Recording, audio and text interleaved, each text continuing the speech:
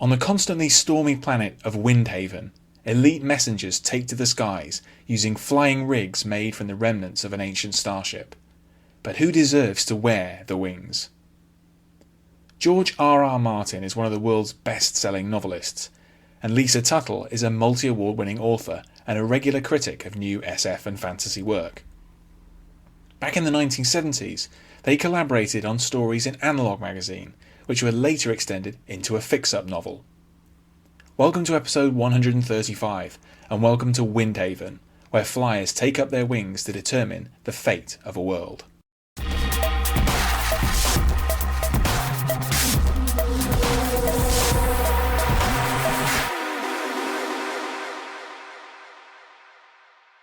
Windhaven is a novel in 3 parts by American writers George R. Martin and Lisa Tuttle. Originally published in 1981, it deals with that most definitive of human fantasies, flight. On the blustery planet Windhaven, a special elite can take to the skies using wings made from the remnants of an ancient starship. Peasant outsider Maris fights for the right to possess wings of her own, and succeeds.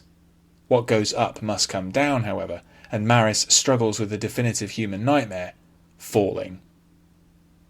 A little-known early novel for both co-authors, Windhaven is nominally science fiction, but in practice it reads very much like fantasy. Due to its intense focus on human relationships and political conflict, it particularly anticipates Martin's hugely successful later work. This fix-up novel thoroughly explores a society which is profoundly shaped by flight, and by the struggle over who is best placed to wear wings.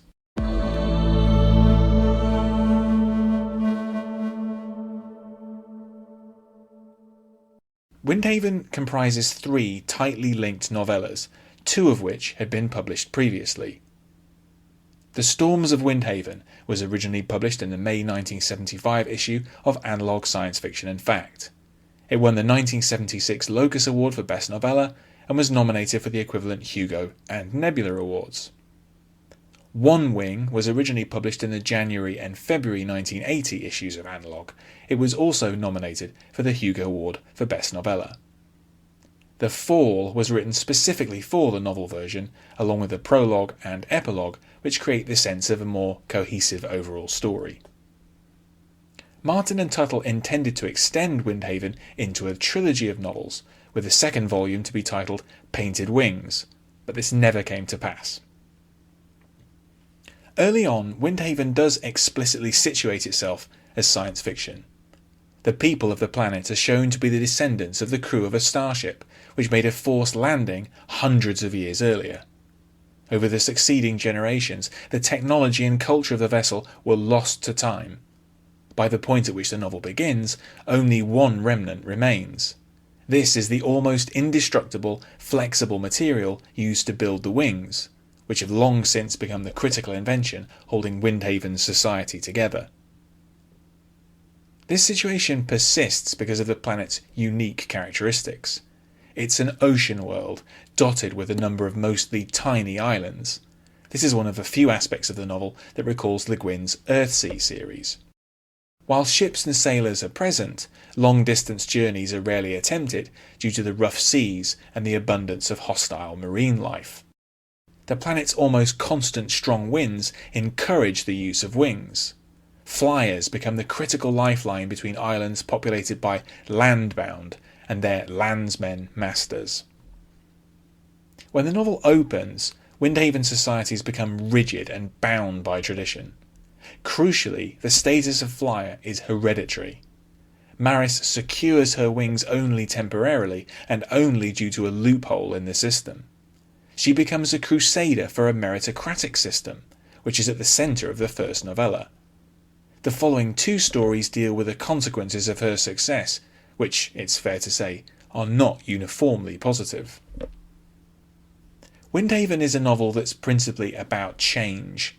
It's about the risk inherent in a struggle for real change, and the kind of drive and determination such a mission requires. It's also about the unintended consequences of change, which can cause unforeseen harms, and which can provoke further shifts in a society, for better or worse. What the novel does not explore very extensively is the topic of flight. While Maris and other flyers love their wings and go to great lengths to keep them, the thrill of aviation is a relatively minor focus for Martin and Tuttle. Windhaven is a mostly quiet, thoughtful novel about human relationships and about societies. This is another similarity with the Earthsea series. Fans of Le Guin may find more to like in Windhaven than they might expect from a novel co-written by George R.R. Martin. While hardly an essential part of the 1980s SF or fantasy canon, Windhaven is an interesting and unique collaboration. Thanks for listening. For more classic science fiction reviews, visit andyjohnson.xyz. You can also find the show on YouTube and follow updates on Blue Sky. In both cases, just search Classic SF with Andy Johnson. Finally, to get in touch, use the contact form on my site or hit the link in the episode description to send a text message.